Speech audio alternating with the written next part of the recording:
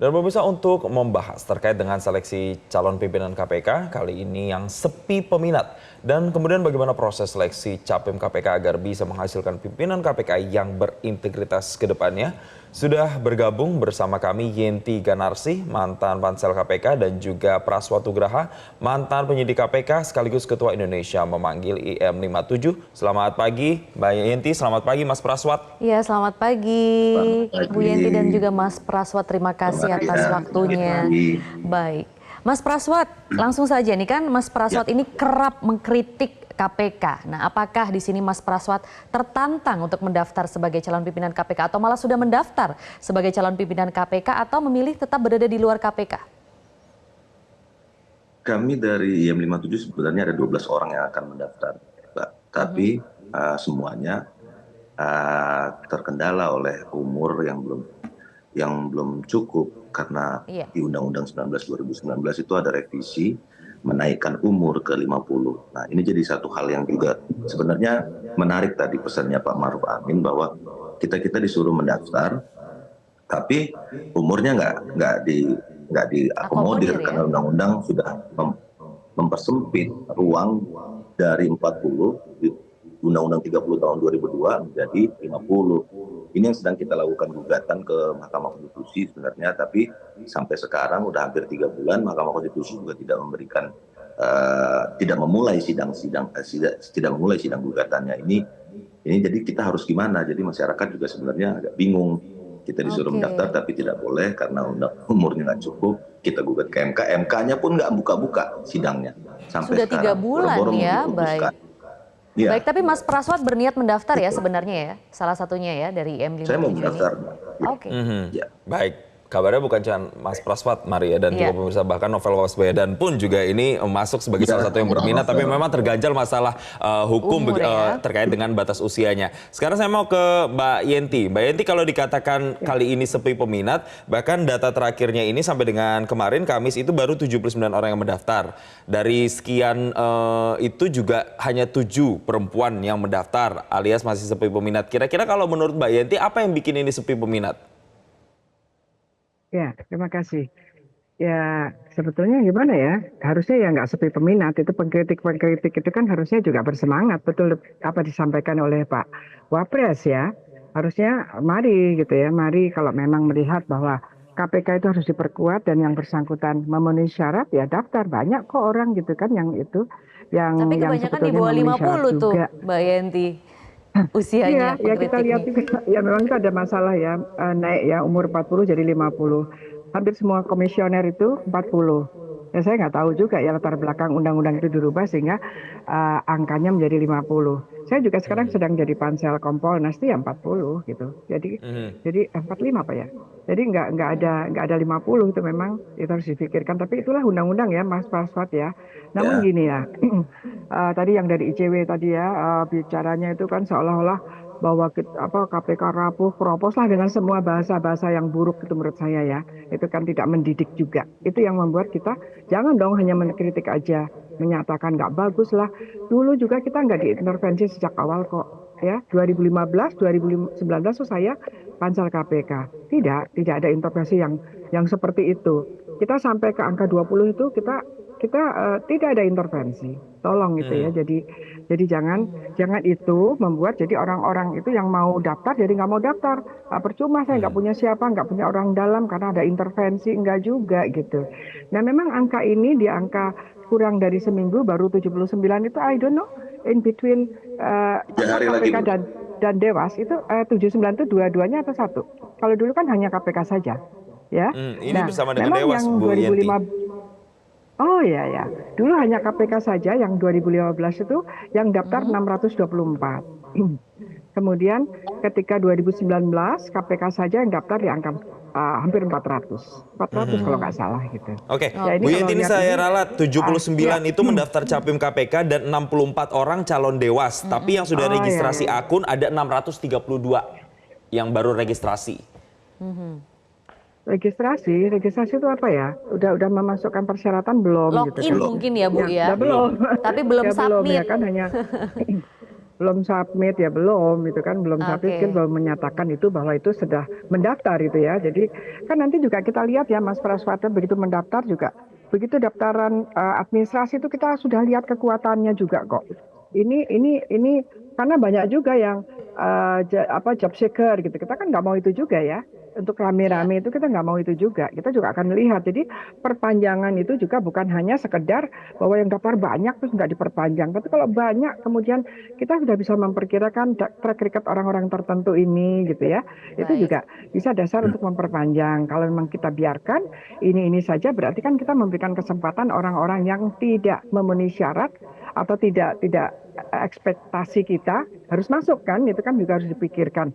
Untuk 20 yang kita persiapkan untuk KPK ya, 20 yang kita persiapkan ke presiden gitu. Kalau Dewas kan saya juga belum pernah karena itu kan sesuatu yang baru ya. Kalau ini saya sorry to say ya, bahwa ketika undang-undang itu dibuat, bagaimana nanti pelaksanaannya, pemilihan Dewasnya bagaimana, dan kan Dewas itu kan harusnya di atas KPK ya kemampuannya karena dia nanti akan mengawasi komisioner gitu kan. Ya kan gitu. Tapi dijadikan satu, saya juga tidak tahu mekanismenya jadi bagaimana gitu. Jadi agak aneh juga satu pansel milih komisioner sekaligus Dewasnya gitu ya. Itu juga sesuatu, betul Mas Praswat, itu juga banyak yang harus kita disoroti ya antisipasi dari pansel kali ini kalau begitu ya. Nanti kita boleh bahas lebih lanjut ya. Ya pemirsa, kita masih melanjutkan dialog terkait sepi peminatnya ya untuk calon pimpinan KPK. Masih bersama Mas Praswat dan Bu Yenti di sini. Mas Praswat, kalau kita lihat kondisi KPK sekarang begitu ya, yang memang kita ketahui banyak sekali hal-hal yang tentunya tidak diinginkan ya yang terjadi di KPK saat ini. Nah, bisakah menurut Mas Praswat nantinya jika ada pimpinan KPK yang baru itu bisa menghilangkan begitu ya anggapan publik bahwa ini tuh pimpinan KPK tuh sebenarnya titipan dan juga bekerja sesuai pesanan?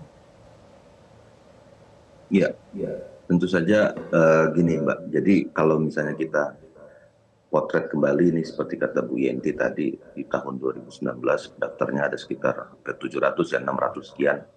Sekarang 3 hari lagi sebelum tutup itu tutup pendaftaran tanggal 15 Juli, ini sudah tanggal 12 dan besok Sabtu Minggu. Jadi akan sangat sulit orang melengkapi berkas dokumen dan lain-lain ya. Nah, di hari Senin akan tutup. Ini menurut saya suatu hal yang sangat tragis sekali. Karena apa? Karena bagaimana mungkin tiba-tiba secara drastis dari 2019 ke 2024 pendaftar itu sangat-sangat turun drastis. Jadi ada beberapa hal sebenarnya.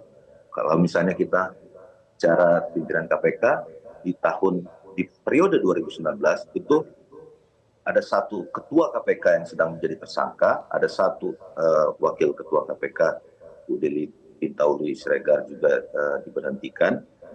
Ada KPK sebelum diberhentikan mengundurkan diri karena kasus tiket Grand Prix ya yang di Lombok, Mandalika. Terus ada satu juga yang juga sedang proses Nurul Gufron kemarin sudah sampai mau putusan, dan kemarin Alexander Marwata juga sedang diproses juga. Jadi menurut saya potret dari era periode pimpinan yang sekarang ini itu tidak bisa kita lepaskan dari sepinya peminat. Karena apa? Karena ini jadi cerminan bagaimana kalau misalnya nanti saya yang menjadi pimpinan, apakah nanti saya kemudian juga akan seperti itu kondisinya. Ya seperti sekarang KPK ini kalau misalnya kita merujuk pada periode-periode pimpinan sebelumnya itu belum pernah ada pimpinan yang hampir seluruhnya kecuali Nawawi Palak Pamulango itu terkena perkara baik itu sidang kode etik maupun pidana itu, Mbak.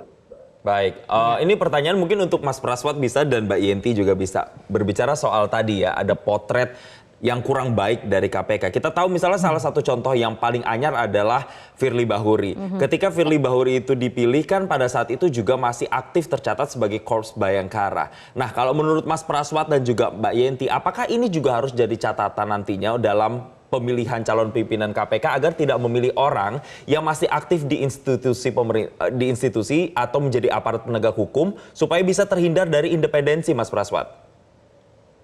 Ya, pada 2019 sebenarnya saya bertemu dengan Ibu Yenti. Pada saat itu Ibu Yenti sebagai ketua pansel, saya mewakili pegawai waktu itu beraudiensi karena memang ada penyerapan aspirasi ya, diundang resmi waktu itu dengan pansel di Sekretariat Negara saat itu ya Ibu ya.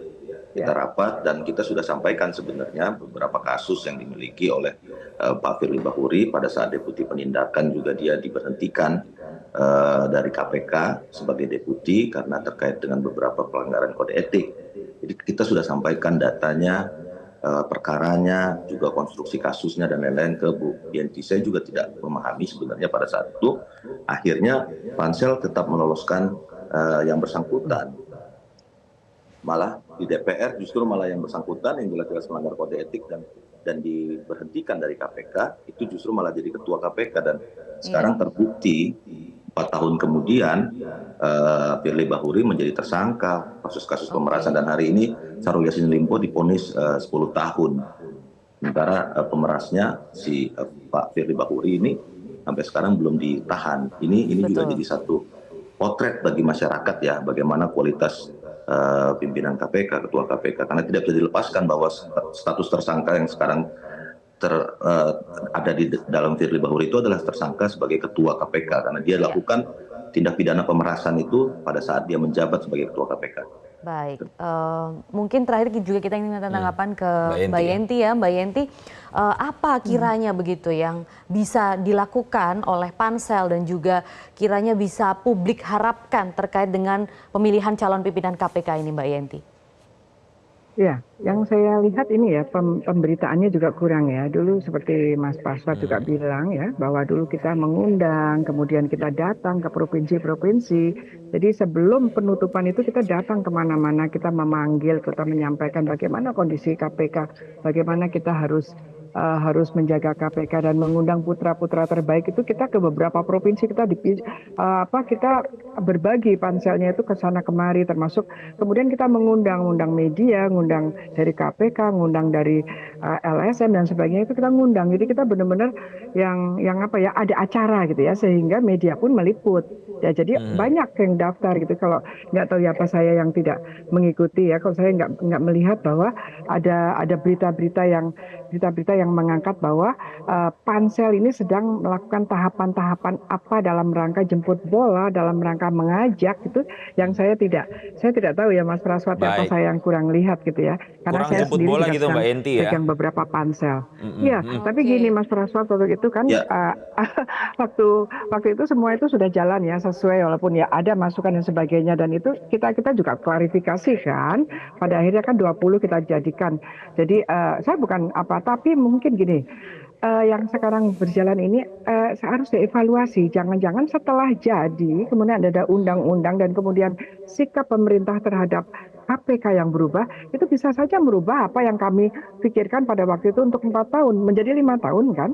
Menjadi 5 tahun karena diperpanjang, kemudian undang-undang berubah sehingga independensinya dalam tanda petik menjadi dipertanyakan dengan undang-undang itu. Jadi mungkin kita kalau mengevaluasi semuanya lah. Kenapa pansel yang sekarang ini? Karena saya 2015, Pak Agus Raharjo juga saya panselnya gitu. Begitu mungkin Mas Praswat, Mas. Ya. Banyak PR ya Mbak Yenti dan juga Mas Praswat terkait dengan pemilihan calon pimpinan kali ini. Dan memang soal independensi itu juga menjadi evaluasi bersama dalam pemilihan. Nantinya juga nanti akan bergulir ke nama-namanya disodorkan ke Presiden, kemudian juga masih akan digulirkan di DPR. Nanti soal pansel capim KPK ini juga nantinya akan melibatkan BIN dan juga PPATK. Kita juga nggak tahu nih apakah itu juga cara efektif untuk bisa melihat track record. Nanti mungkin kita bisa bahas di kesempatan berikutnya. Terima kasih ex-pansel KPK Yenti Ganarsi dan juga mantan penyidik KPK Ketua IM 57 Mas Praswat. Waktu kita sudah habis Mas Praswat, kita bisa diskusi di lain kesempatan. Semoga nanti ada kesempatannya kita bisa ngobrol lagi dan lanjutkan diskusi ini. Terima kasih. Jelajahi cara baru mendapatkan informasi. Download Metro TV Extend sekarang.